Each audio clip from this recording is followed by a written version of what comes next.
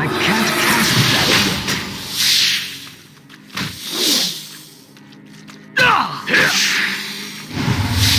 The expert isn't ready yet. Let's stay charging.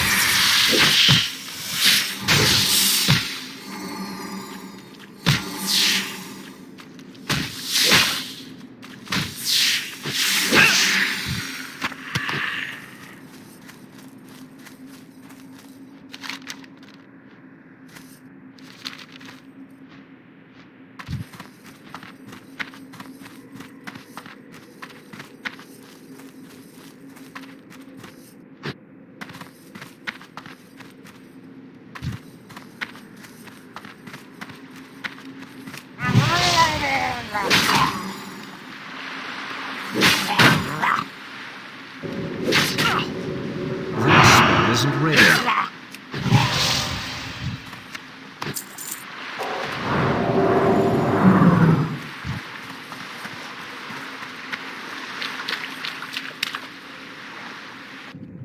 I can't cast that yet.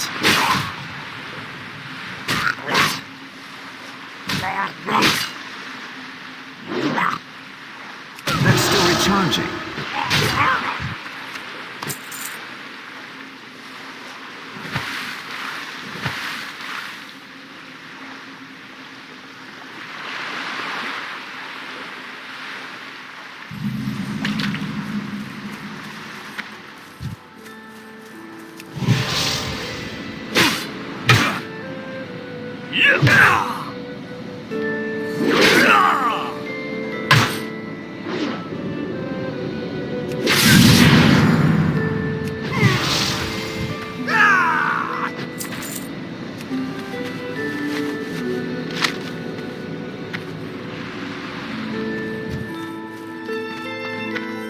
I need to get closer.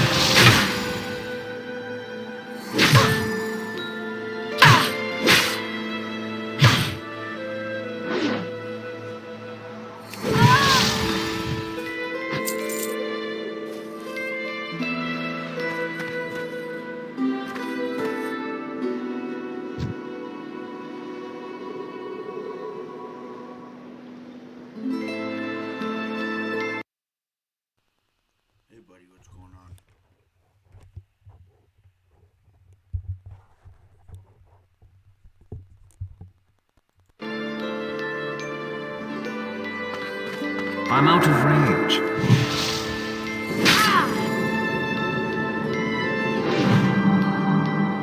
That spell isn't ready yet.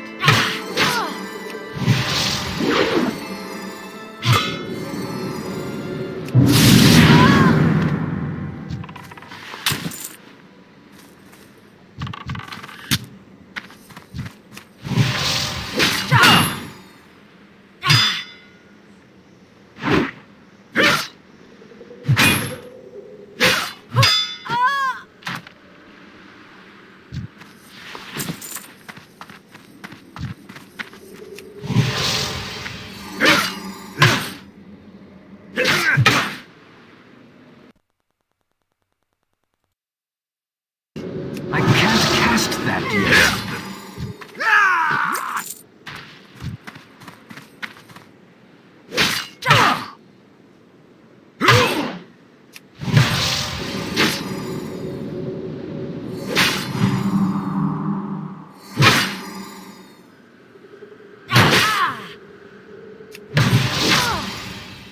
That's still recharging.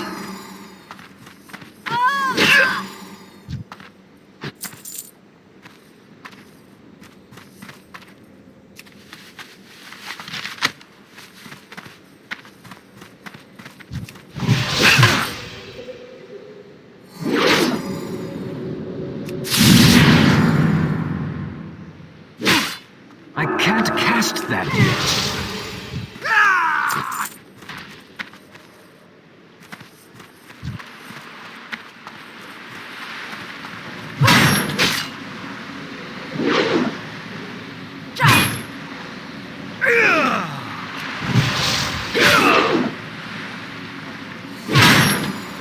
That's still recharging.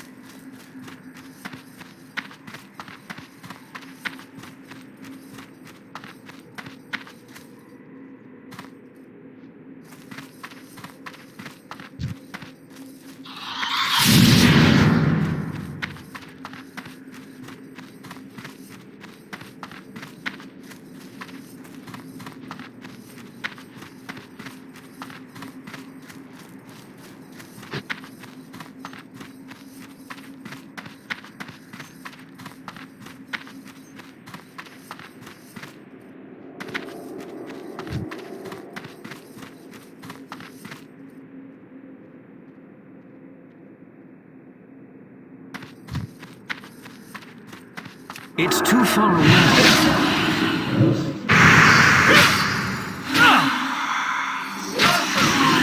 That's still recharging. I can't cast that yet.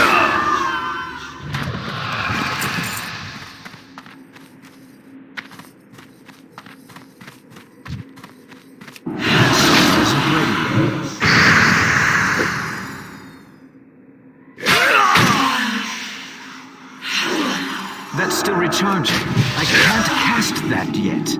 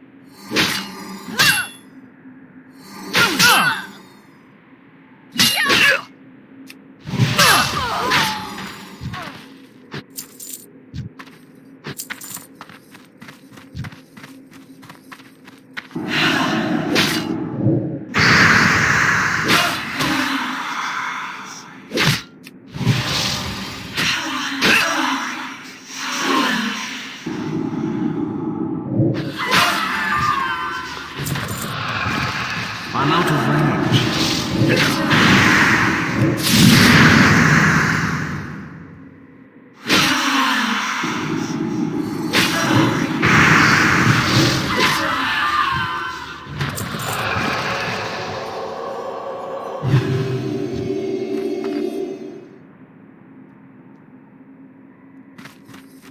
I need to get closer.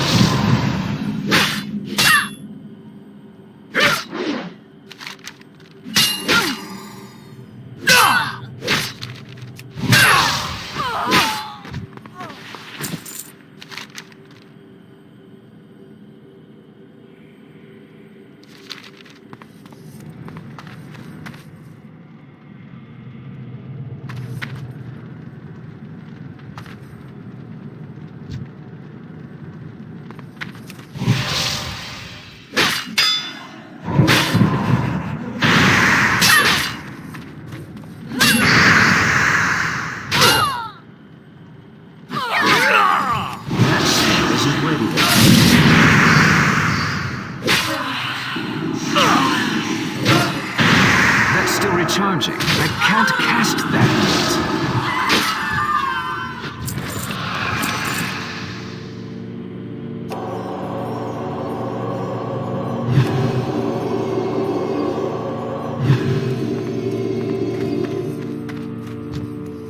That spell isn't ready yet.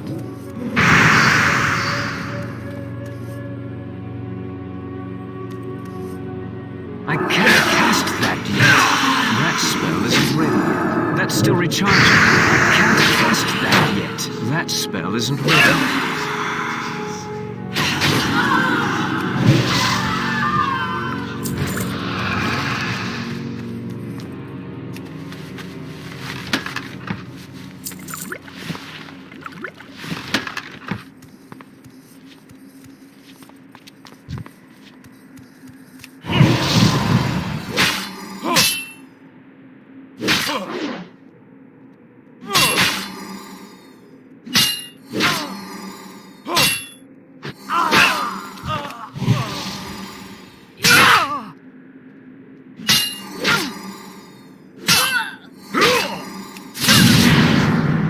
Recharging.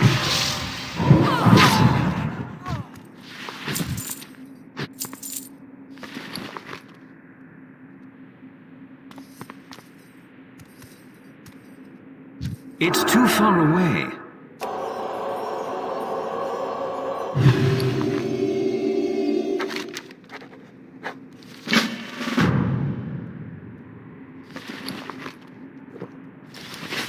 I need to get closer.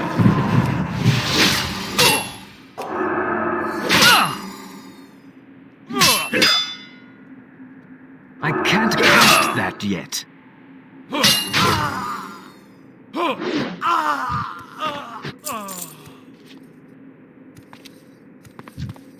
I'm out of range.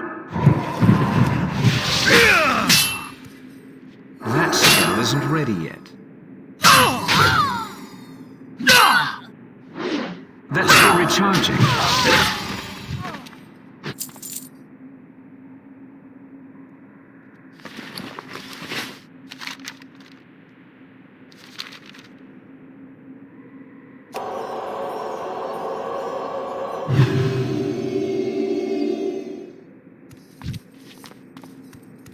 That spell isn't ready yet.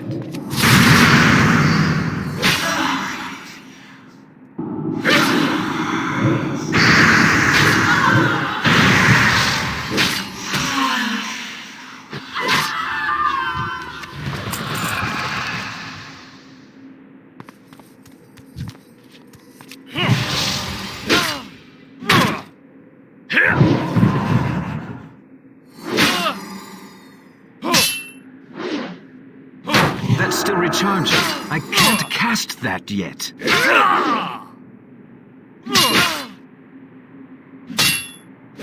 That's still recharging.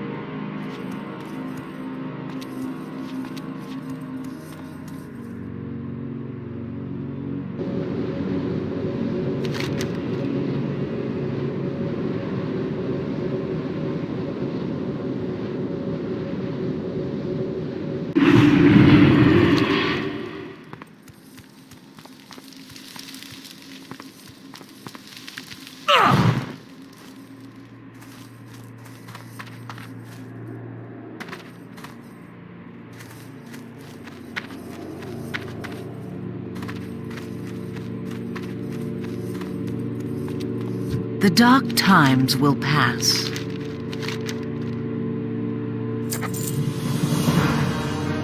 Salama Ashalanore. Speak quickly.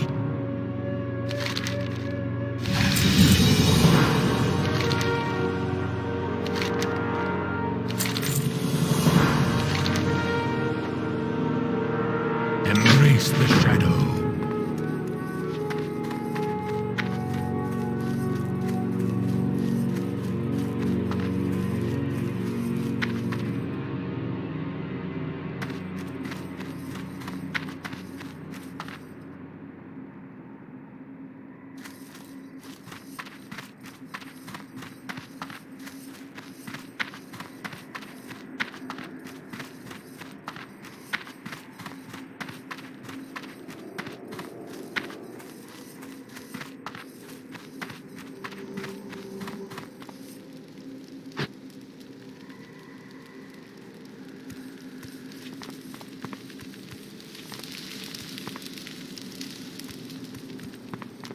I have one-of-a-kind items.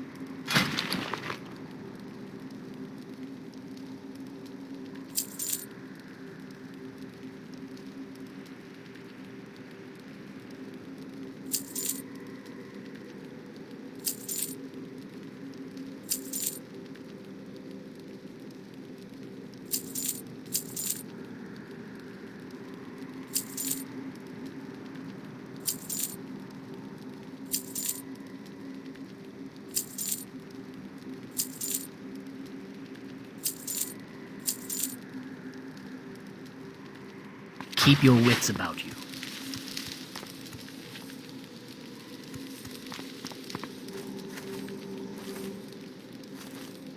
What now?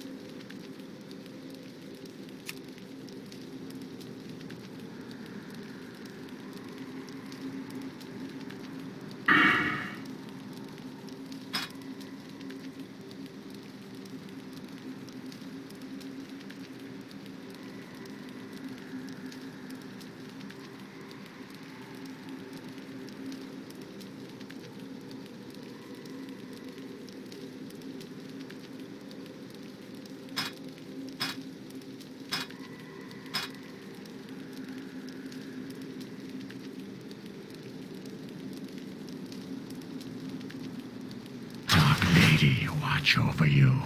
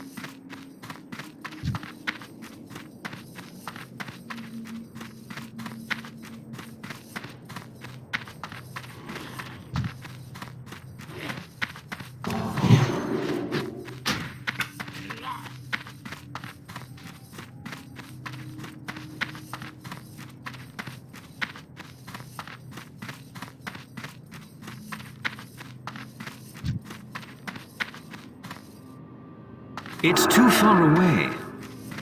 That spell isn't ready yet.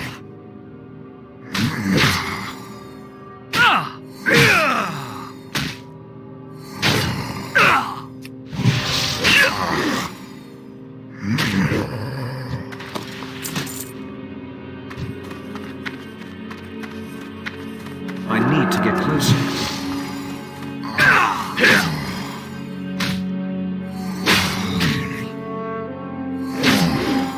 That's still recharging. I can't cast that yet.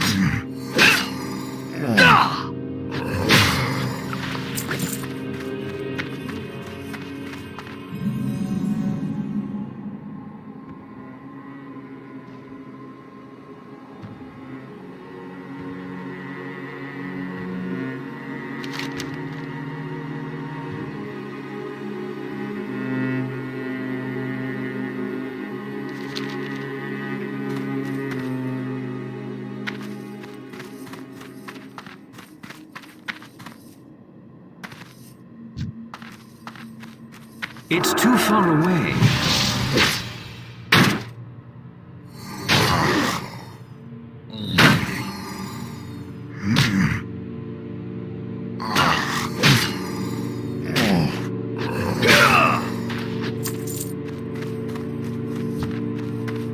I'm out of range.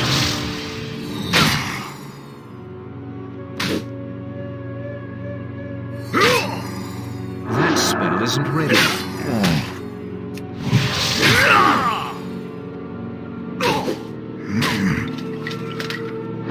That's still recharging.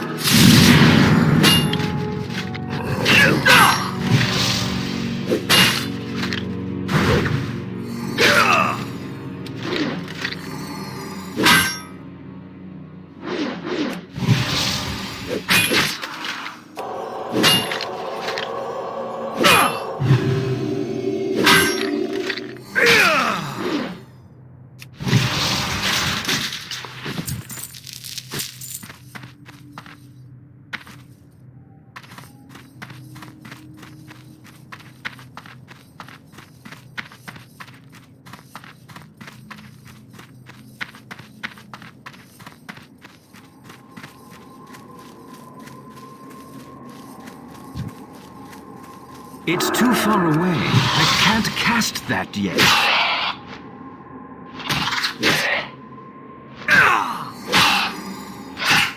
That spell isn't ready.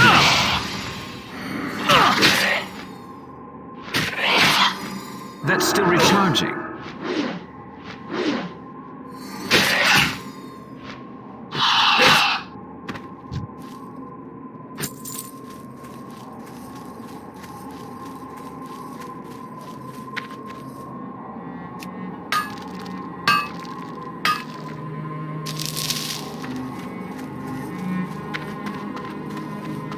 I'm out of range.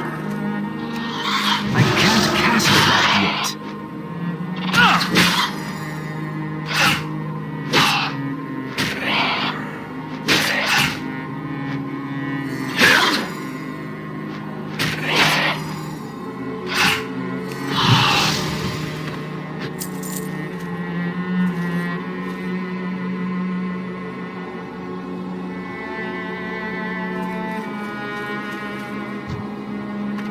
I need to get closer.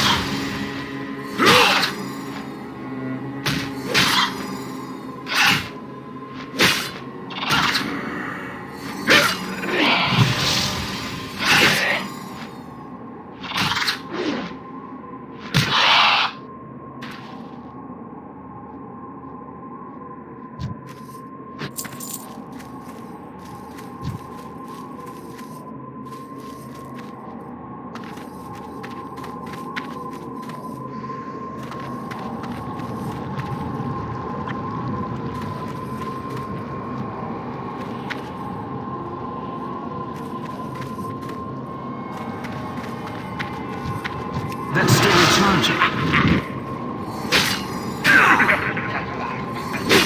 That spell isn't ready yet. I can't cast that yet. That's still recharging. That spell isn't ready yet. I can't cast that yet. That spell isn't ready yet. still recharging. I can't cast that yet. That's still recharging. That spell isn't ready yet. I can't cast that yet. That spell isn't ready. That's still recharging. I can't cast that yet.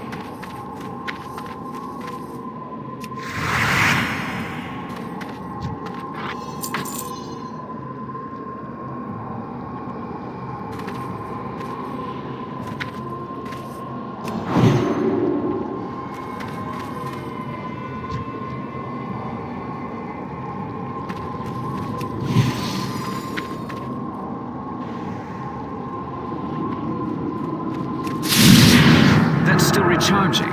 That spell isn't ready yet.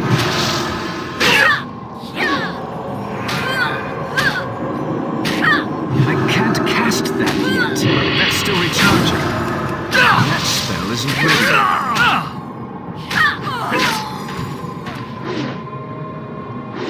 I can't cast that yet. That spell isn't ready yet.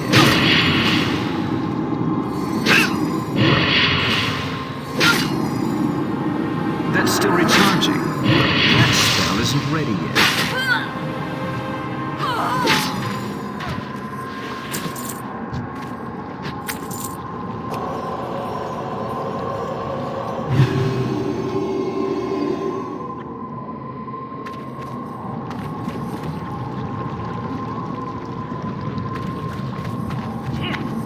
It's too far away.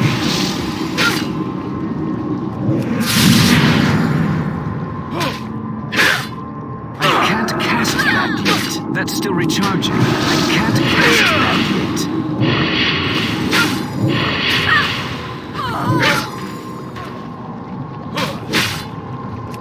That spell isn't ready yet.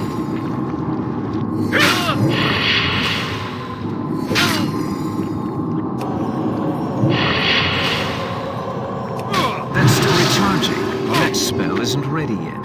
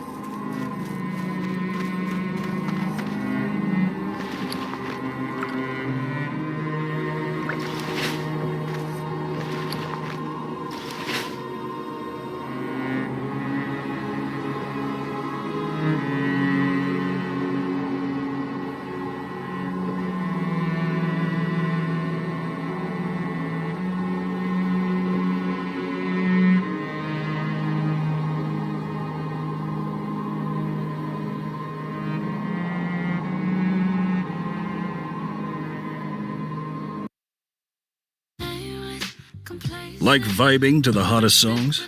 Well, now with YouTube Premium's background. Welcome back. Alright, so we got the preseason starting this weekend, so I wanted to just do a video where I discuss my favorite things about the preseason, and a lot of it is overreactions. So last year, the number one overreaction I saw was people complaining about Linus Ullmark's contract before the season started. fans saying he's terrible, I this need is to get awful, closer. they need Tuukka Rask back. That's Clearly, charging. Hallmark was a mistake. What are they doing? And it was just based on the preseason. We haven't even started playing games that mattered yet, which is always fun. You also get overhype. You'll get the rookies that have a decent camp, and people are like, all right, this is the year, and they'll read into the goals and the points, which are I'm great, out of range. but general managers don't just look at who's producing the goals and the points in the preseason. They look at the entire picture of the roster and say, where does this guy fit? If he doesn't fit, he doesn't make the team. Because it's better to have the guy not make the team and get to develop elsewhere than go into the NHL into a role he shouldn't be in and flounder, right? Then you get into arguments of, see, this team can't develop anybody because this guy's, not making it. So, there's going to be a lot of reading in too much in the preseason from some. And again, this is just some, right? And it's fun. They're often very vocal. And it's overreacting and reading too much into all of it. Really all of it. So getting into this, and this is just off the top of my head, I'm just going to the most common things that I hear. The number one complaint that I hear, and especially as the preseason goes along, is the coach, insert name of coach here, because almost every veteran coach gets this complaint that they're not playing one of the rookies enough. So one of the young players isn't getting enough time. He needs more time. He needs more, come on, you got to get him out there and play him. Whereas the coach may have already made up his mind. He may have already said to the GM, I don't think this is going to fit, and you're trying to get your roster It's too far away to start the season.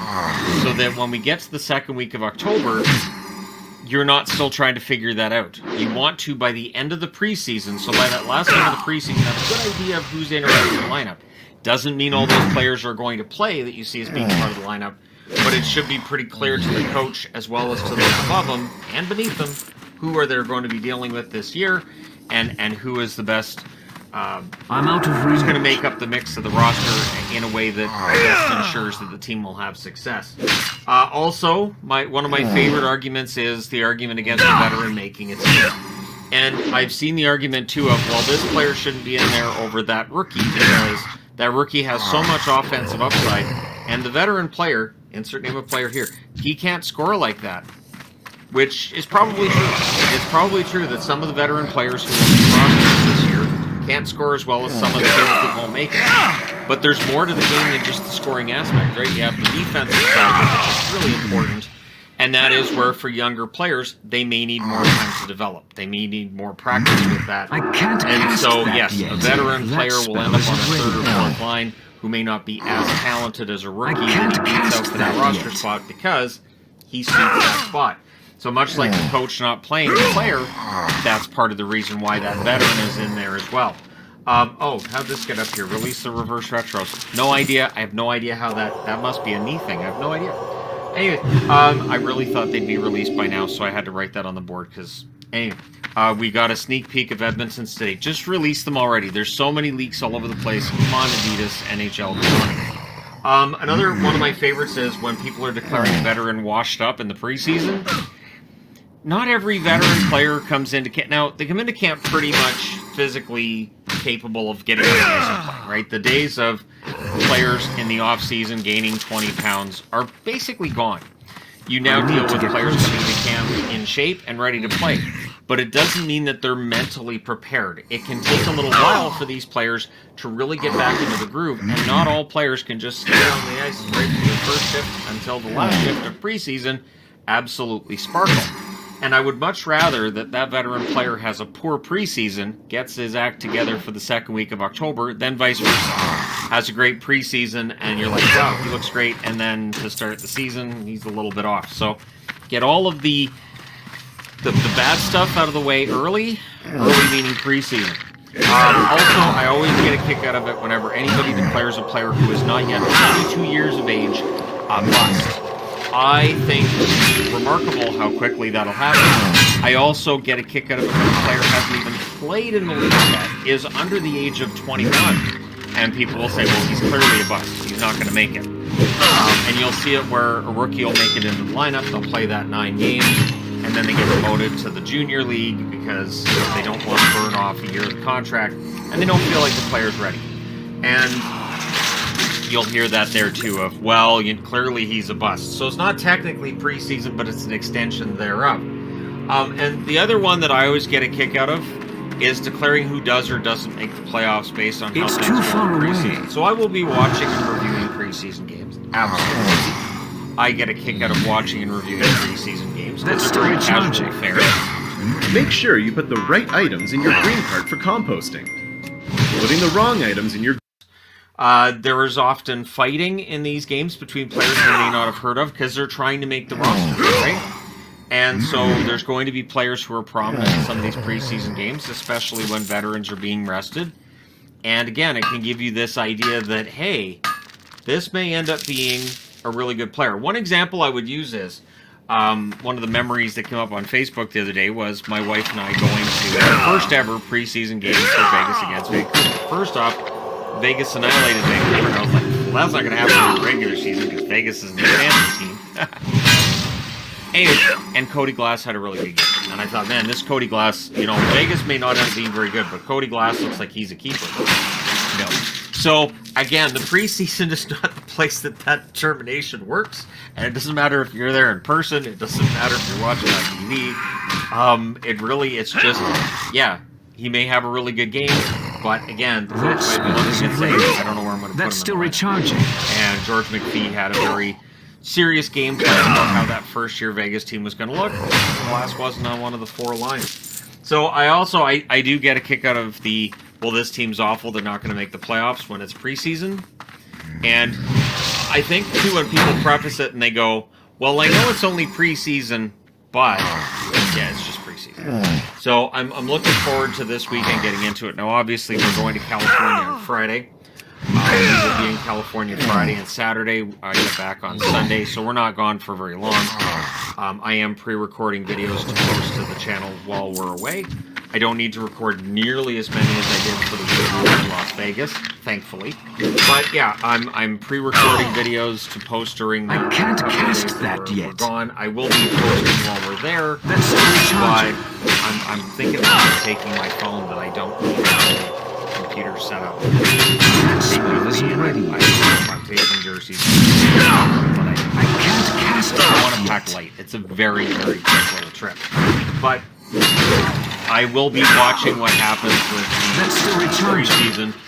And obviously, we're coming out of the rookie tournament that we just had. Now, what we're seeing, too, is that with the training camps opening up, the Canucks open, have shown who has been invited to the training camp. This is what those rookie camps isn't are ready yet. for, is so you end up on that list. So for a player who gets invited to the rookie camp and goes into these young star tournaments and does well, the team says, you know what, we'll give you a call.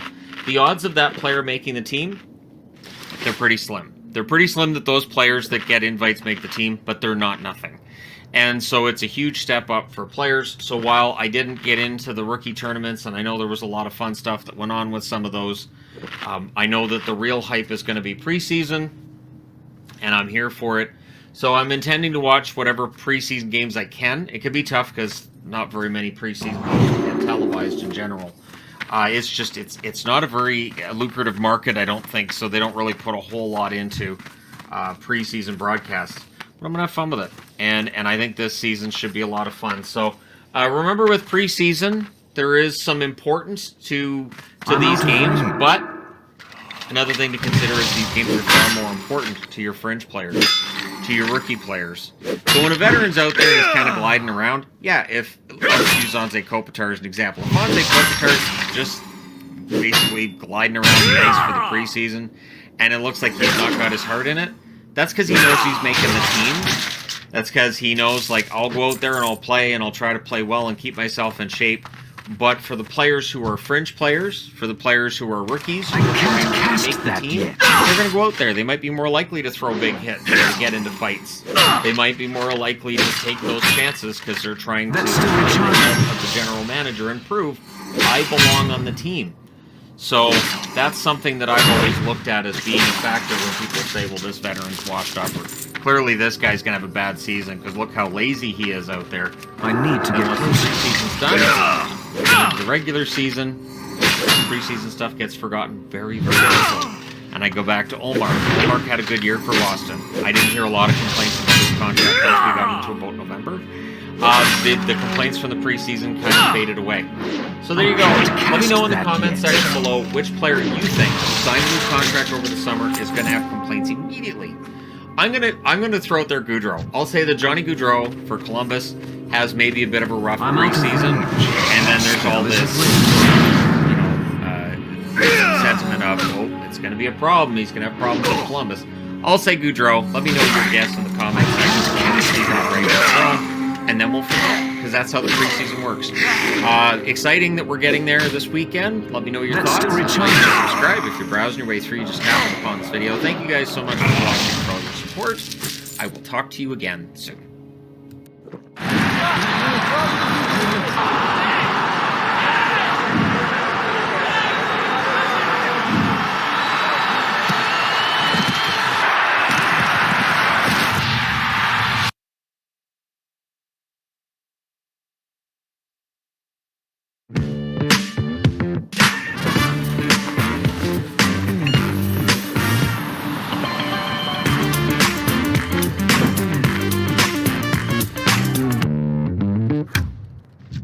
Not all toys are built the same. Some spend their lives trapped in boxes, doomed to strut poses on the shelf. But these aren't just any toys. These are Blankos. Everyone's a unique piece of art with a story all its own. With Blankos, you can play your way. Grab a friend and pit your Blankos against each other in epic battles. Become the ultimate brawl champ. Fit them with the latest accessories. Collect the ones that speak to you, or make something new when you match them up. However you play, Blank. Welcome back. All right, so today I want to do a misery index. And so the index for the last 10 years will tell you, they've had years they've missed the playoffs, they've had miserable seasons along the way too, and getting out of the second round was a challenge. So while that Stanley Cup absolutely dropped them way down from where they would have been, let me just take a quick look at the board there. Yeah, they would have been in the top 20 until that Stanley Cup win, and that drops them down to 25. So yeah, Colorado, a Stanley Cup win absolutely drops them into the bottom row. And if they win another one, if they win another Stanley Cup, they will be right down in this range. So if they win it next year, next misery index, they'll be right down at the bottom. Number 24, they've only got one season in the NHL. So for Seattle, 24 I think is a good spot for them. It was not a fantastic season for Seattle. It was that they're looking to better this year. I am expecting them to probably miss the playoffs again, so they'll start moving up. Again, it feels like this shows the system I have. Yeah, not perfect, but I think it worked pretty well. For Seattle, we'll see whether or not they make the playoffs and whether or not they're going to start making that move into contention over the next few years, but it's not expected this year. So at number 23, the other Stanley Cup, which is LA's. So LA won the Cup in 2014, right? The thing with LA is, not long after that Stanley Cup win, the misery began. And they've had a lot of seasons outside of the playoffs. They've had struggles. They did make the playoffs this year, lost in the first round. And so LA ends up at 23rd. So that is the highest that any team that has won a Stanley Cup in the last 10 years ends up on the index. And so the debate can be had about whether or not LA should be higher than Boston, Vegas, or Seattle because of the fact they won the Cup in 2014. But again, it's over that 10-year period. There have been some trying times for the LA Kings. So at number 22, I was mildly surprised by this one, and yet it's just a mild surprise that the New York Rangers are 22nd, and here's why. They've had some good runs. They've had some good runs from 2013 until now, and while they did miss the playoffs a few times along the way too, really in general, when they make the playoffs, they're really quite good. And the expectation is for that to continue this year. Maybe Shesterkin's the one to get them to their first Stanley Cup since '94. But either way, the New York Rangers at number 22 on the board. Number 21, Nashville. No Stanley Cups in their history. They've got a Stanley Cup final run in 2017. They've been a pretty good playoff team mostly throughout that time. Underrated, for sure, at points, especially going into that 2017 run. But yeah, so Nashville ends up 21st on the overall ranking. But again, no Stanley Cups in in their history, as there isn't for the San Jose Sharks, who end up 20th. Now, the expectation is that they will be outside the playoffs this year as well. 2013 had come off the board. 2023 goes on instead. San Jose probably moves up, right? At the very least, there'll be another year without a Stanley Cup. That is something that I factor into this as well. So yeah, for San Jose 20th, a team that was very good, very remarkably consistent in making the playoffs, that has had a challenge doing so in recent seasons. Number 19, Montreal. Montreal Canadiens, of course, the Stanley Cup final run not too long ago, being last year and all. But for the Montreal Canadiens, it has been a bit of a trial overall since 1993. Of course, 1995-96 comes to mind immediately when I say that, because that was the whole Patrick Roy exit and everything. But while Montreal's had some good runs here and there, the reality is I can't cast that yet. Pretty major rebuild. And so the expectation, I would think, moving up this board rather than down in the near future. Number 18, also a team that made the Stanley Cup final, Dallas. So this is an interesting point of view as well. That spell isn't ready yet. All teams that have reached Stanley Cup finals in the last 10 years. Also Boston was a finalist. Vegas was a finalist. So that is something that I used in my calculations to say a Stanley Cup final run definitely takes some misery off. Now, losing in the Stanley Cup final is not fun, but at the very least, you've got a team that went all the way to the Stanley Cup final. They were one of the last two teams left standing. And for Dallas, that final run definitely helped them. They do miss the playoffs regularly outside of that. It's too far away. So there is a feast or famine side of things with the Dallas Stars. At number 17, and this is where Minnesota fans say, wait, what? Here's the problem. For Minnesota, the misery has to be for the Minnesota Wild. I cannot incorporate the numbers from Minnesota. As much as fans of Minnesota are going to say, you know, we went through a lot with the North Stars, and they did. But this is also for the last 10 years. So the Stanley Cup drought is taken into account. I did not take into account that the Stanley Cup drought with the Minnesota North Stars would tack on a lot more points, meaning they move up the board a lot. But I thought, then you got to... With the Winnipeg Jets, I'd have to look at, you know, the Winnipeg Jets in the NHL. That's still recharging. All that fun stuff. So I'm going to leave this as the Minnesota Wild at 17. But yeah, this is a team that definitely needs to go on a run. They haven't been on a nice long run since 2003, and they've never reached the Stanley Cup final. At 16th on the board, Anaheim. So Anaheim in the top half. Of course, this is going to be due to recent seasons that they missed the playoffs. That is expected to continue as well. So Anaheim will likely come forward the next time I do a misery index. But 2013 and years around it, Anaheim is pretty good. Anaheim was a pretty good team. I need to get They have some runs in there as well. Not a run back to the final or anything, and they haven't won the Stanley Cup since the World Cup victory in 2007. But it does feel like Anaheim's trying in the right direction. Just probably not playoffs this coming season. Number 15, the New York Islanders. Been a long time since the Islanders won a Stanley Cup, but they had a couple of conference final runs in there, and so that helps the Islanders stay out of the top row. The New York Islanders, I know there's been times I've done misery indexes where they're much higher than 15. So, and I'm talking like years ago, probably before the conference final runs, right? So again, the New York Islanders, and what I put together today, 15. At 14th, a team that hasn't won the Cup since 2006, and that's the Carolina Hurricanes. So to the Carolina Hurricanes' benefit, they've had some good runs, but they've also had some playoff misses. They've had first-round losses as well. So Carolina, a team looking for a Stanley Cup, yes, winning the Stanley Cup. The Hockey News is pushing them to win the Stanley Cup this year. However, an actual Stanley Cup win is not that simple. And fans of almost any team can tell you, teams that won the Stanley Cup, like, how long did it take the Caps? How long did it take the Blues? How many years was it between Stanley Cups for Chicago? It was, 63 through to 2010. Pittsburgh didn't go through that kind of a drought, but for Tampa, it was 16 years in between Stanley Cups as well. It's too far away. For Carolina, they're now going to be looking at 17 years since their last Stanley Cup. Maybe this is the year where that drought comes to an end. Number 13, the Winnipeg Jets.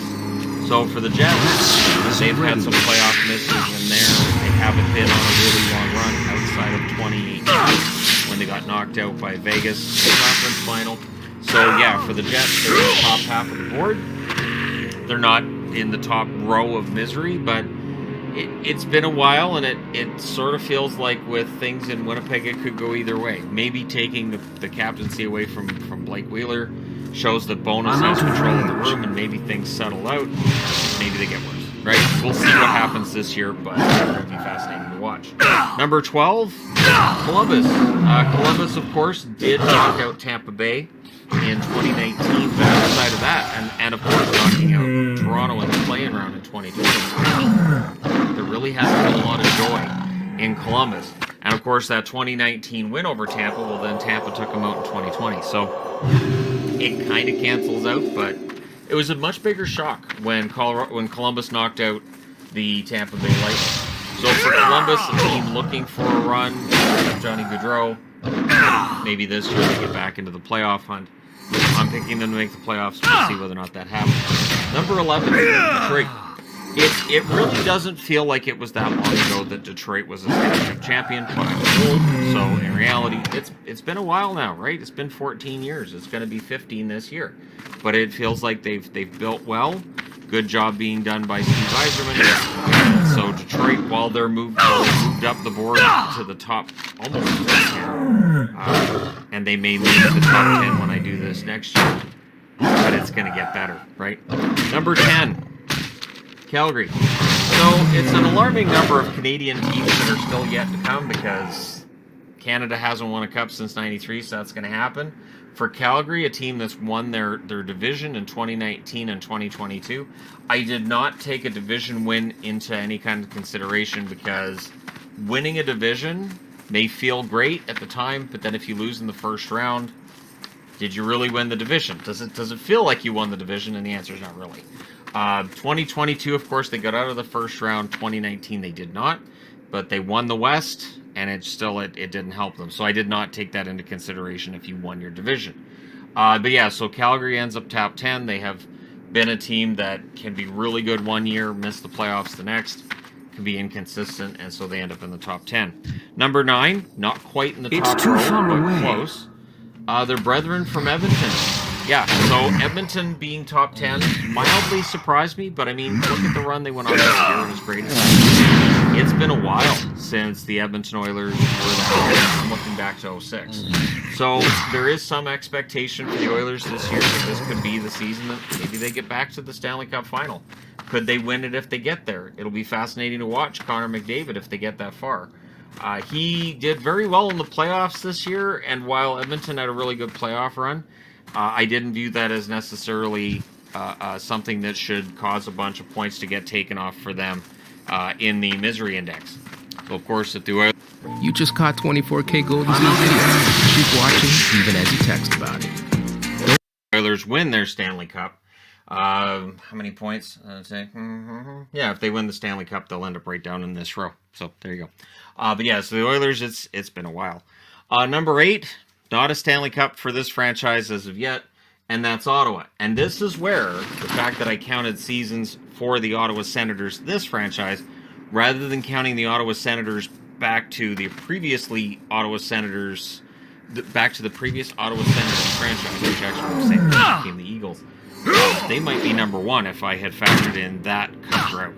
But for Ottawa, it's been a rough time. Absolutely, this would tell you it's been a while since they were in the playoffs. However, it feels like they're ready to turn the corner. Whether it's this season or the following one, it definitely feels like Ottawa's built up a pretty darn good team. They've done. I think they've done it the right way, and we'll see whether or not that's true this year. But for right now, they're number 8 on the board. Number 7, Florida. It has been a while since Florida got out of the second round, looking at 1996, but it had been since 1996, since their last time out of the first round until this year. So Florida's making gains. There's definitely the possibility. There are those who are picking Florida to win a Stanley Cup this year, and we'll see whether or not that happens. Not very many. They are not a favorite. Colorado's the favorite to repeat, but Florida's got some votes, and maybe this is their time. But it had been a long time since they made it to the first round. And remember, this goes back to 2013. They were irrelevant for a long portion of that time. So they're number 7. Number 6. So for Toronto, they're making the playoffs, right? They're making the playoffs for the last 6 years. They also have lost in the first round for the last 6 years. So that, to me, it adds to misery. Not missing the playoffs does, but I mean, it really is not something that Toronto fans are looking at right now and saying, hey, we're going to make the playoffs 6 years in a row. We're really happy. No, they want to get out of that first round. They want to be really and truly Stanley Cup contenders, and you have to have that victory. You have to at least get out of the first round in the playoffs, and Toronto has not done that in quite some time, looking back to that. And of course, if you're looking at the Cup drought, Stanley Cup final drought, whatever you want to talk about here, it's the Sahara Desert with Toronto, and that's a problem. So, Toronto, top row, they're going to have to win a round. They're going to have to do something if they want to get out of the top row. Number 5, Philadelphia. Now, if we were just talking about this past season, Philadelphia is probably number 1. And I say that even though Montreal had a disaster season, but it feels like Philadelphia's was worse. It feels like Philadelphia's last 12 months were just a nice. However, over the last 10 years, they've had some good seasons in there. They've had some decent playoff appearances here and there, but not consistent, right? So for Philadelphia, number 5 on the board. Again, if you're a Flyers fan, it may feel like, why aren't we number 1? Because of the 4 teams ahead of you. At number 4, New Jersey.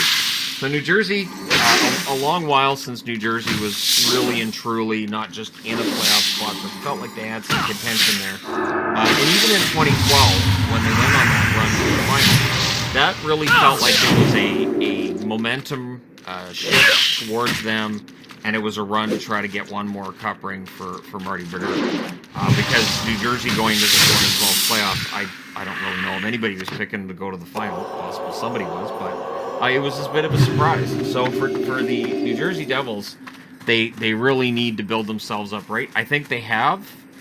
Whether it's this season to make the playoffs or not, we'll see. But for the last 10 years, I have no problem with them being top 4. So we know who the top 3 are, don't we? Is it a surprise that these are the top 3? Is Vancouver being number 3 a surprise? This is part of the reason why when I hear Canuck fans talking, they should just sell off the core guys. Just start over. They need to do a rebuild. You're not number 3 on the board because you need to go to a rebuild. You're number 3 on the board because this That's still recharging. Experience after miserable experience in 2013 and they made the playoffs in 2015. They didn't get out of the first round. They made the playoffs in 2013, didn't win a game. 2020, they get into the playoffs, and they got into the second round. That's still recharging. That's where the happiness is. And for Vancouver fans, it's been a long time. So hopefully this core is able to turn it around, at least get them into the playoffs, something, because I feel like the market really desperately needs. I mean, saying a winner makes it sound like a contending team, but a playoff team would be a nice place to start. I need to get right? closer. That's about somewhere. You got it. Number 2. I can't cast Arizona. that yet. The Coyotes, of course, going into the new Still recharging. all of the fun that surrounds that. The Coyotes end up at number 2. A ton of points for the Coyotes, but in 2020 they did make the playoffs. 2020 they did knock out Nashville in the play-in round. And that play-in round helps to keep them at number 2 rather than being number 1. Because they played important games. Arizona outside the playoffs, though, outside of that. The thing is, there's one team that has not been in the playoffs for so long. And it's Buffalo. So again, when I put this list together on one board, and then I put 1 through 32 on this board, I looked at it and I went, yeah, that seems to be pretty indicative over the last 10 years. When you're looking at playoff droughts versus playoff success, you're looking at overall misery, I think that's pretty accurate. So again, it's over the last 10 years. It's not this year. It's not, more leaning towards one year than the other. So I didn't give more points for 2020 than I gave for 2013, more points for 2022 than 2016. It's the same for every season. I think it comes out pretty accurately. So Buffalo's number 1. There you go. Buffalo and Arizona's number 2. So they were number 2 on that power ranking video I did earlier today because I just went alphabetical. and they're number 2 on the misery index. So there you go. I guess for fans of teams in the top row, you could pretend it's a power ranking, but then Leaf fans would say you've got us behind Philadelphia, New Jersey, Vancouver, Arizona, and Buffalo in a power ranking. You've chosen violence on this day.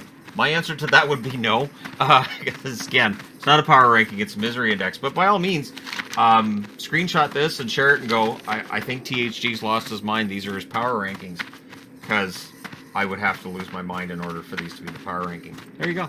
Let me know your thoughts in the comment section below, as always. Don't forget to hit like and subscribe if you're browsing your way through, you just happened upon this video. And again, there's no opinion in any of this, it's just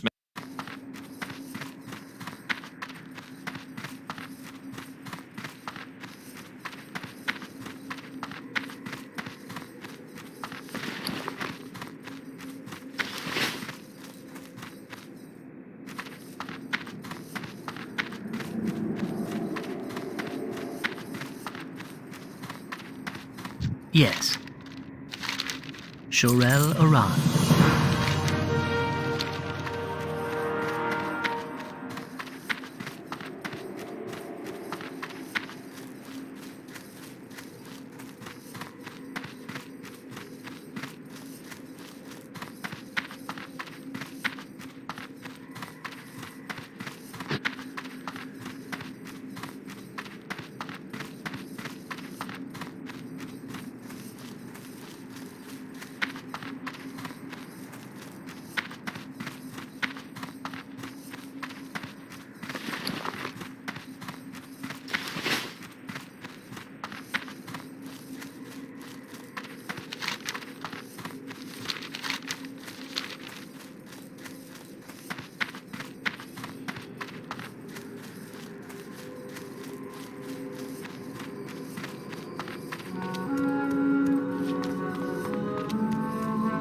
Anu Belore della Na.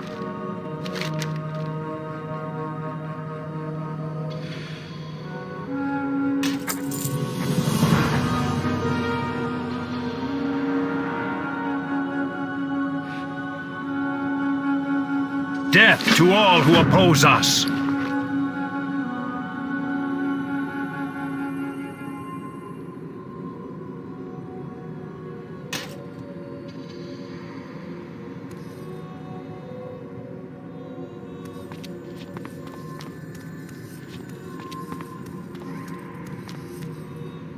Anu Belore della Na.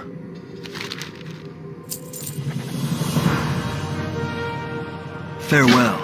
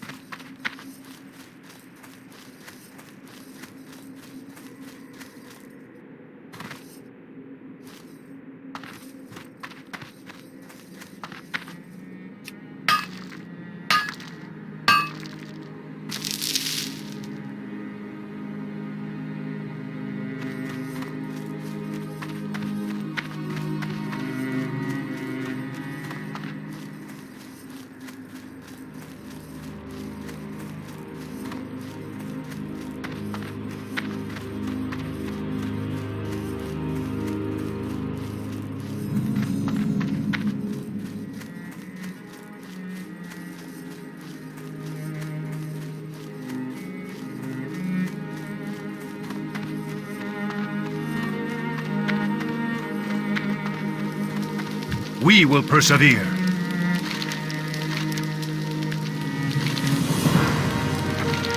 Farewell.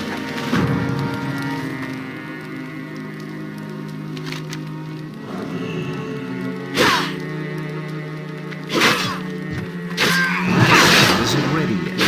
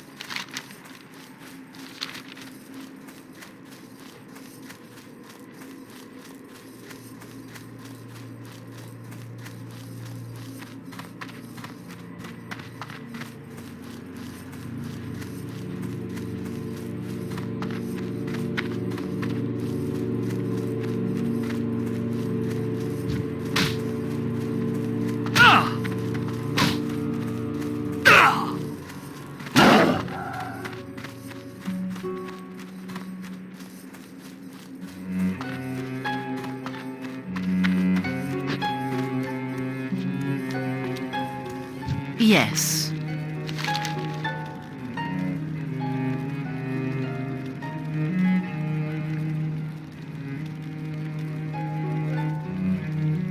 Time is of the essence.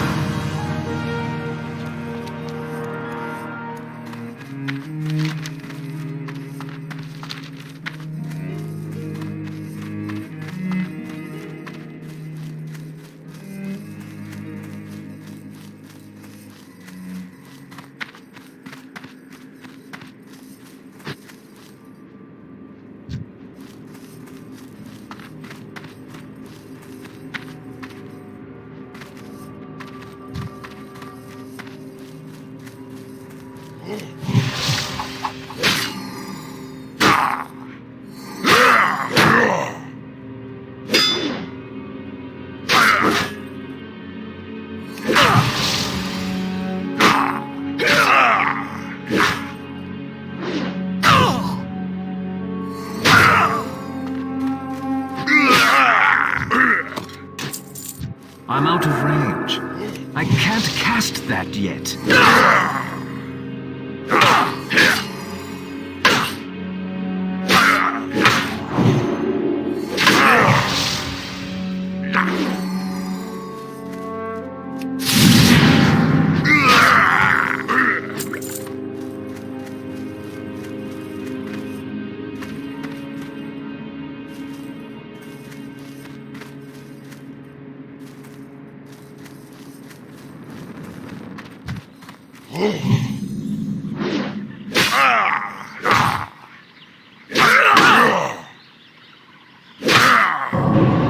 That's still recharging.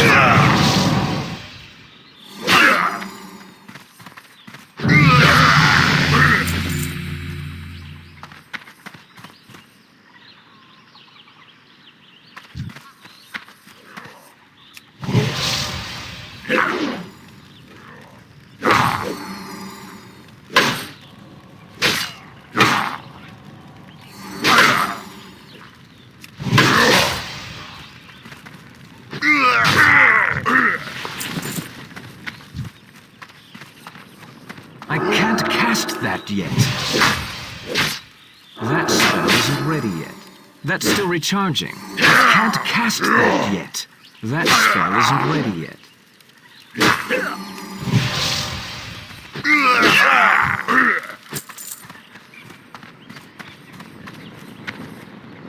That's still recharging.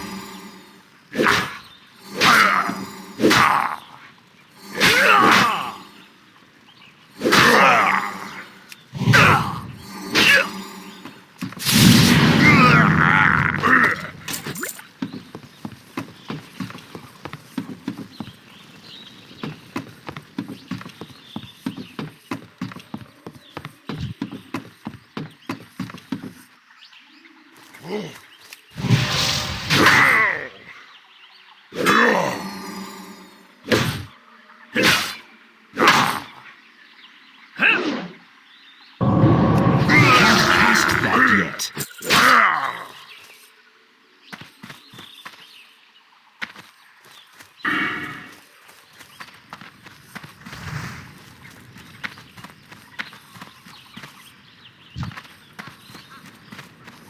It's too far away.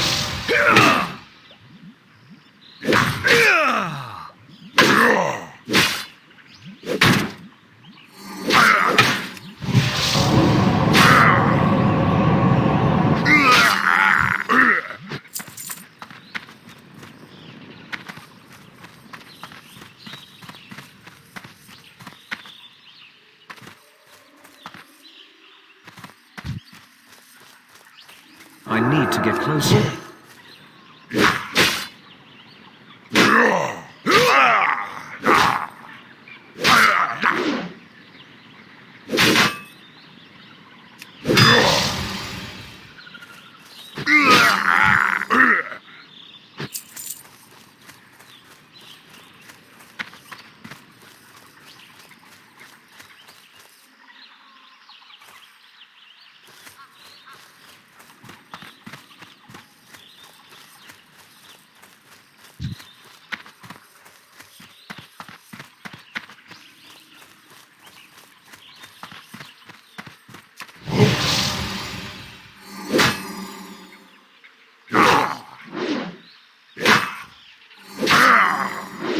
That spell isn't ready.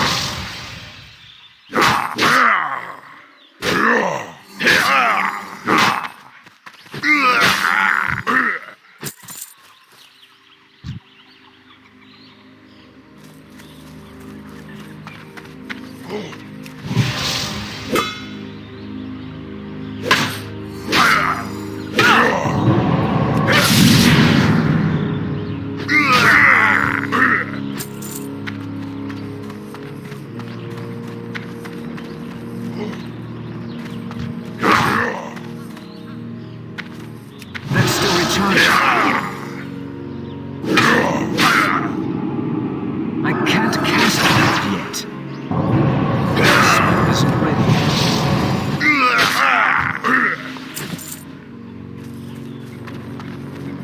I can't cast that yet.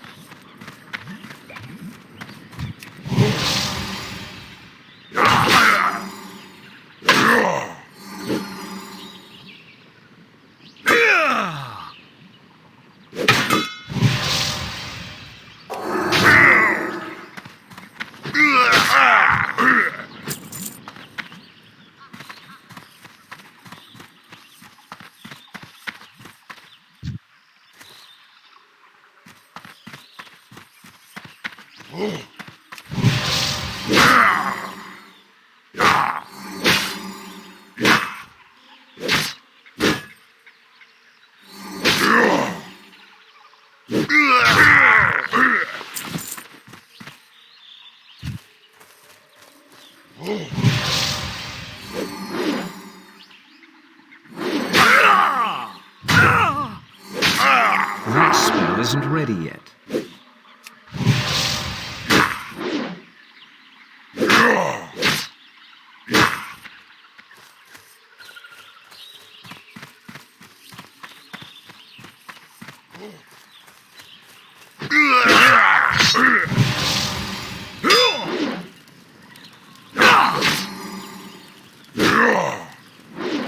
That's still recharging. I can't cast that yet.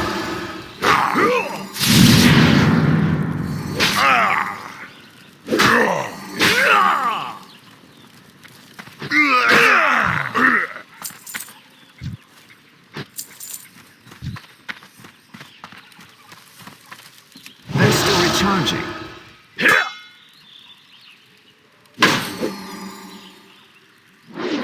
That spell isn't ready yet. That's still recharging.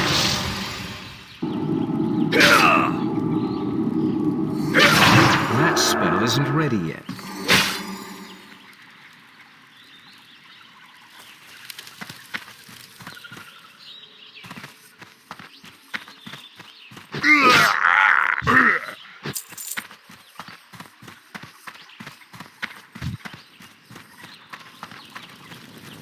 It's too far away.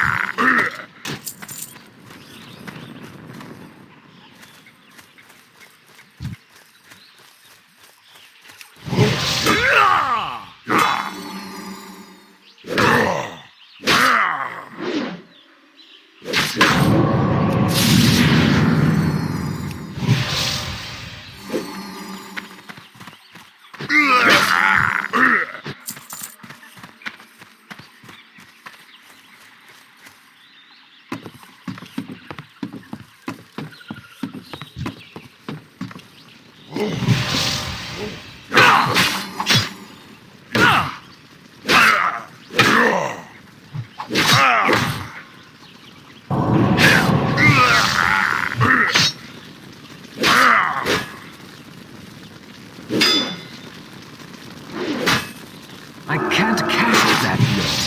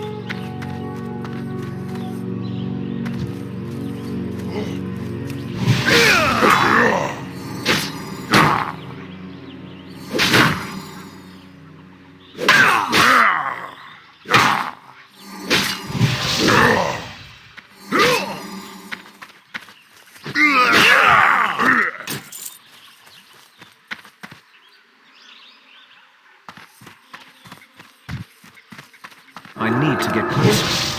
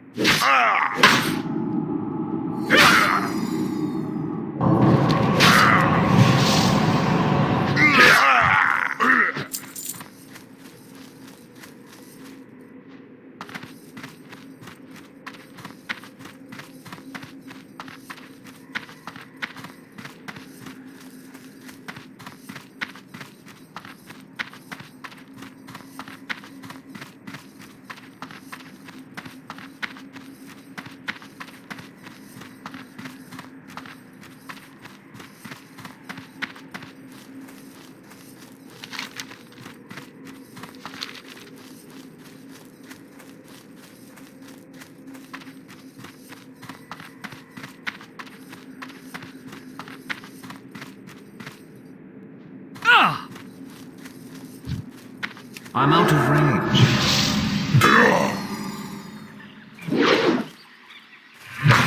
That spell isn't ready. I can't cast that yet.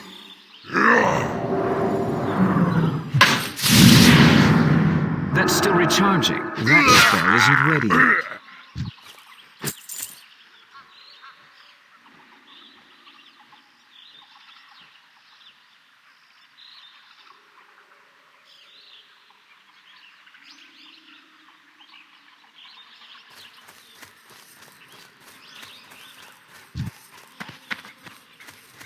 It's too far away.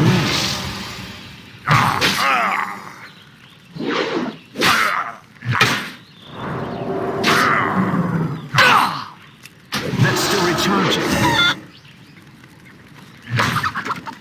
I can't cast that yet. That's still recharging. I can't cast that yet.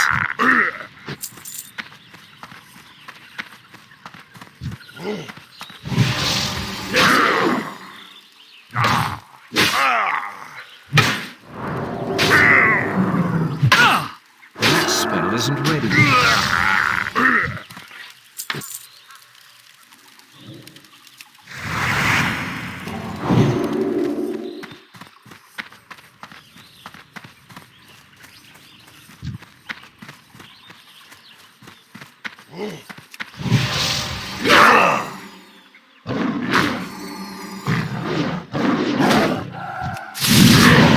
That's still recharging. I can't cast that yet.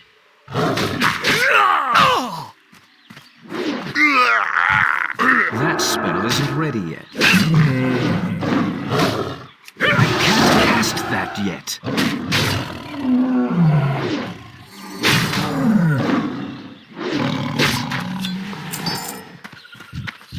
I'm out of range. That's still recharging.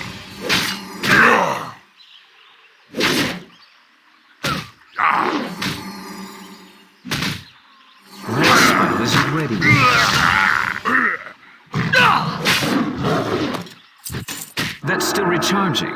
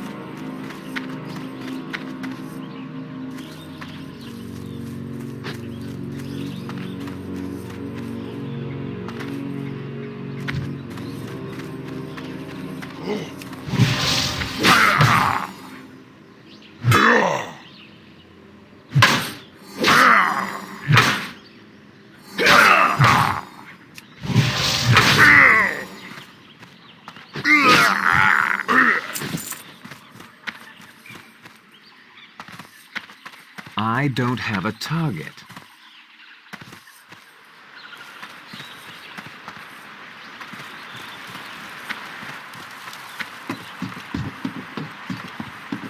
I need to get closer.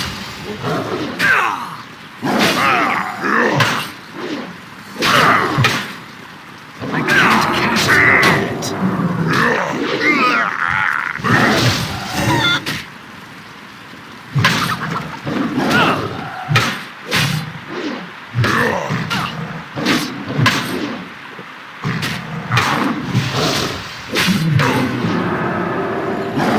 That's still recharging. I can't cast that yet.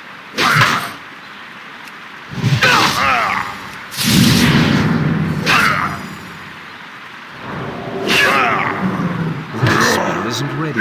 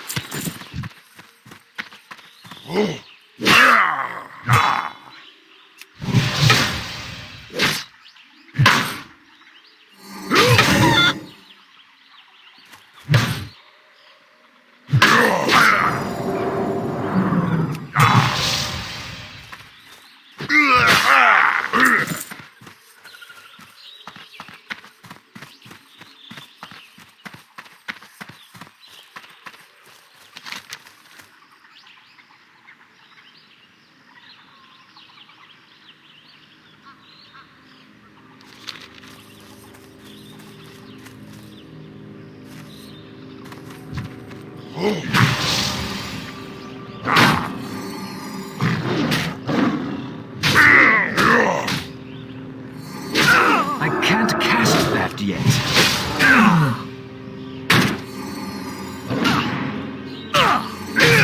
That spell isn't ready.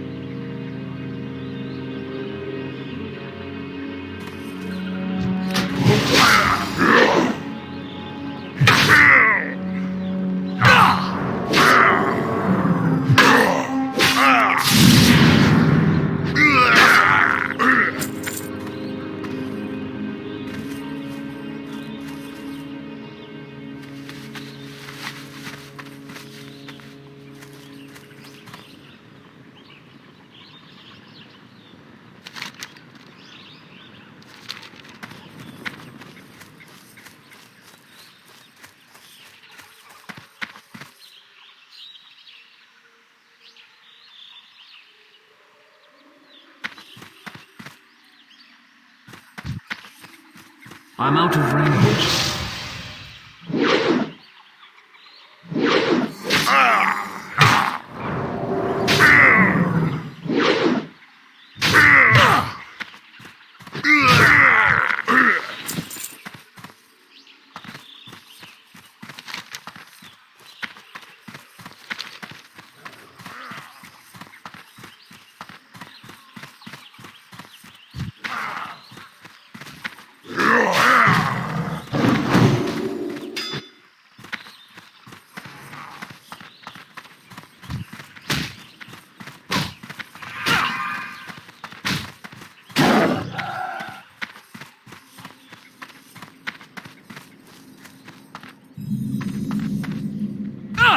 I need to get closer. That's still recharging.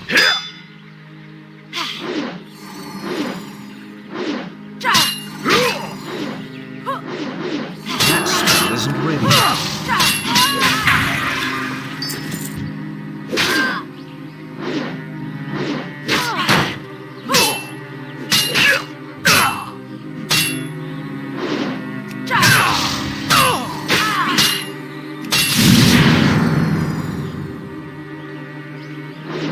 I can't cast that yet.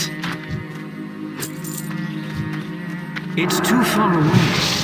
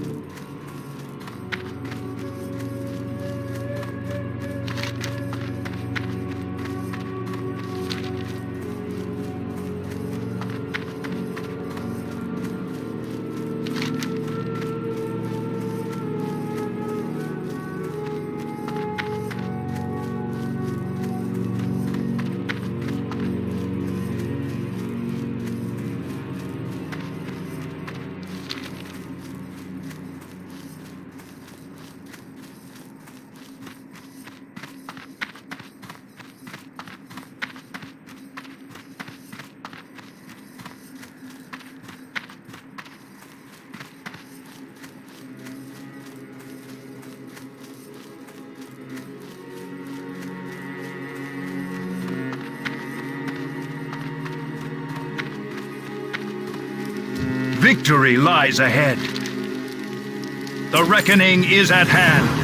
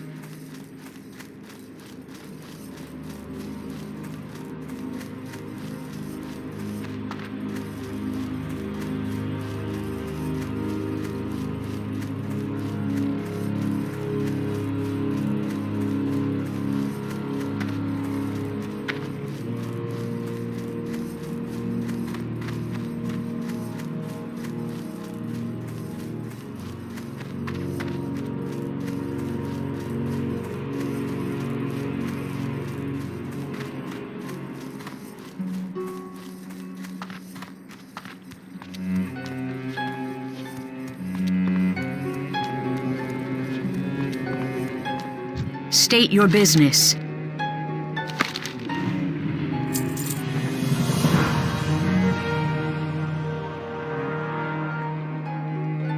Keep your wits about you.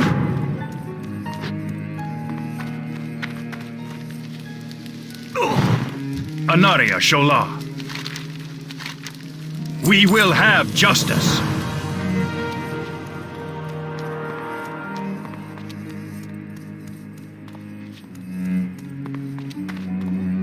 I'm listening. Our time will come.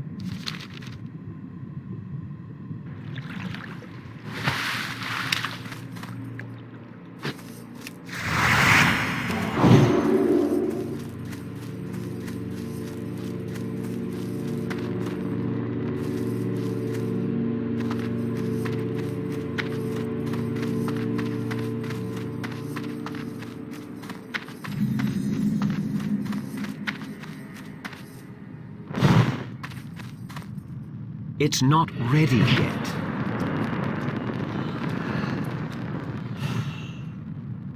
I can't use that item yet.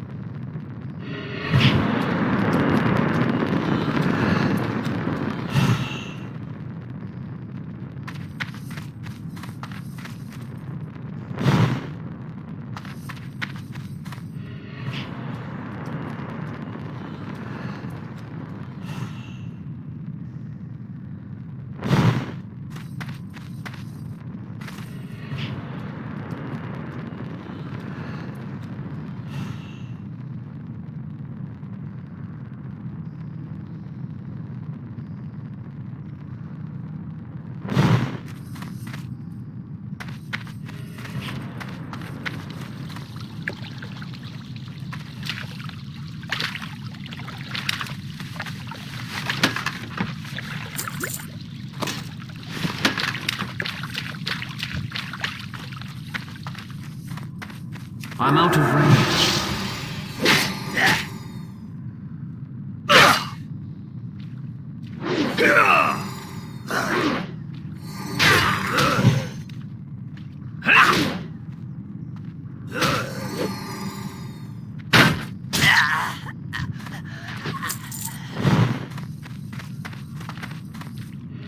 I need to get closer.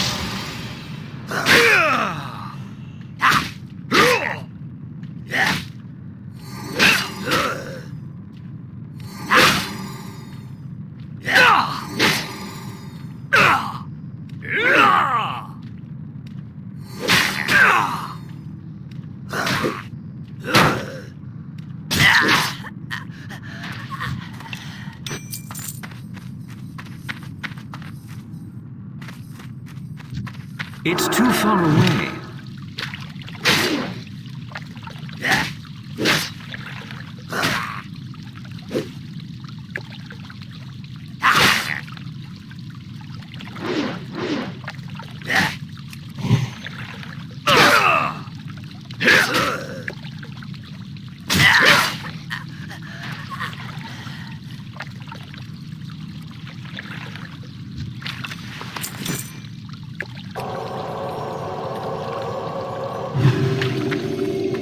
I need to get closer.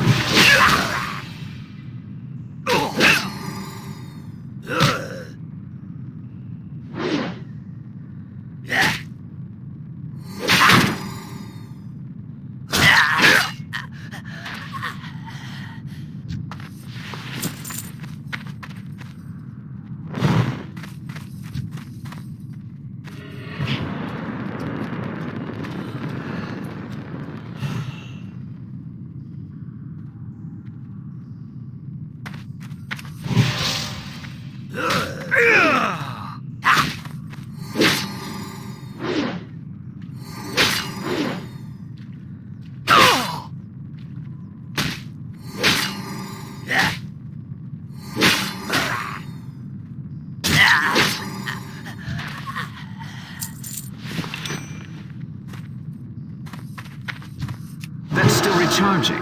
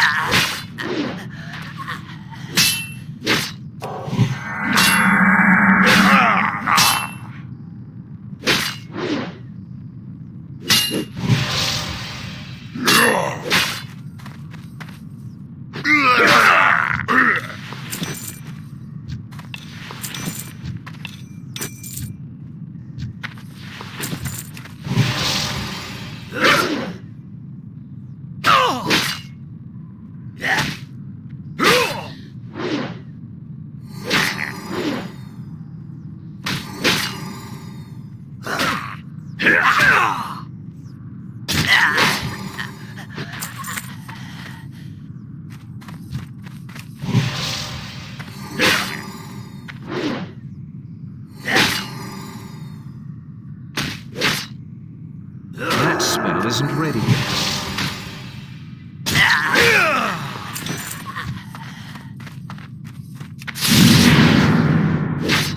That's still recharging.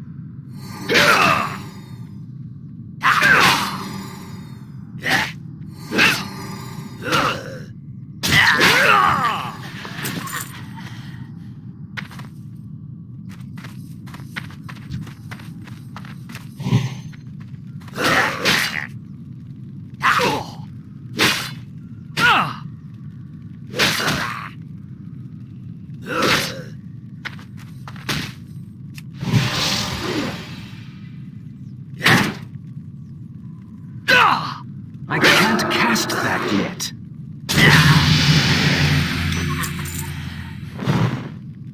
It's too far away.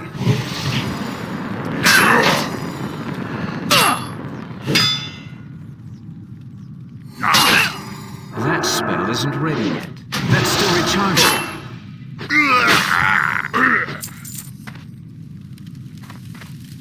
Anu Belore Delana. The reckoning is at hand. I'm out of range. I can't cast that yet.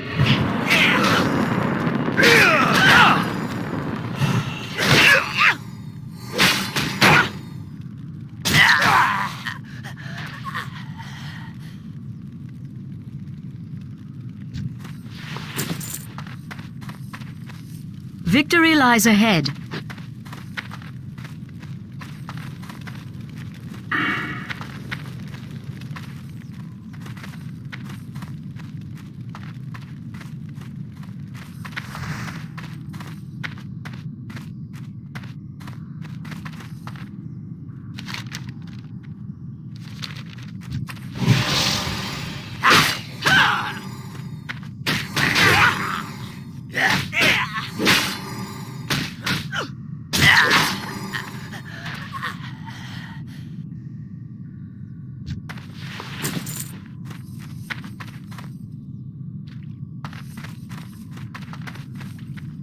It's too far away.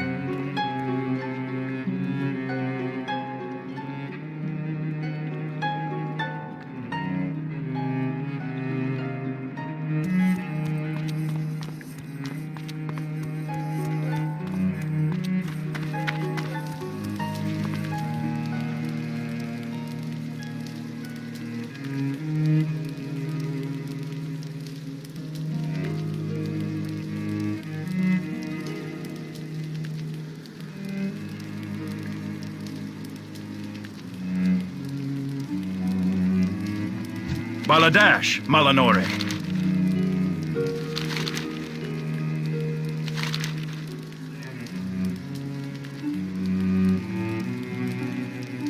Remember the Sunwell.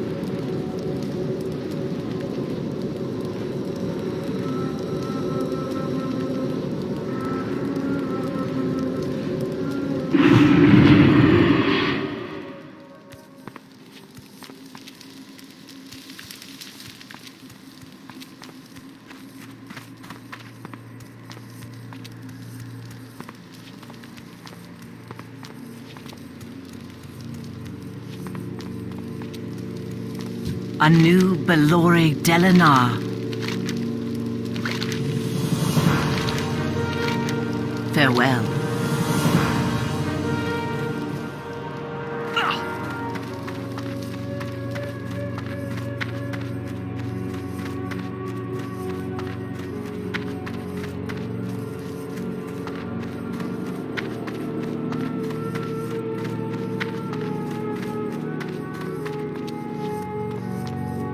Our enemies will fall.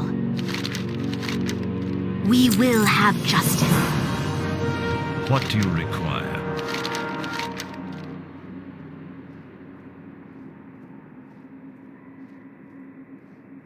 Farewell.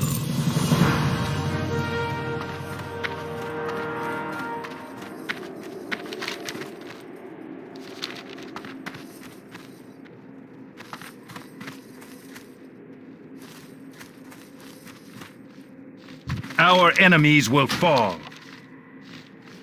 Salama Ashalanor.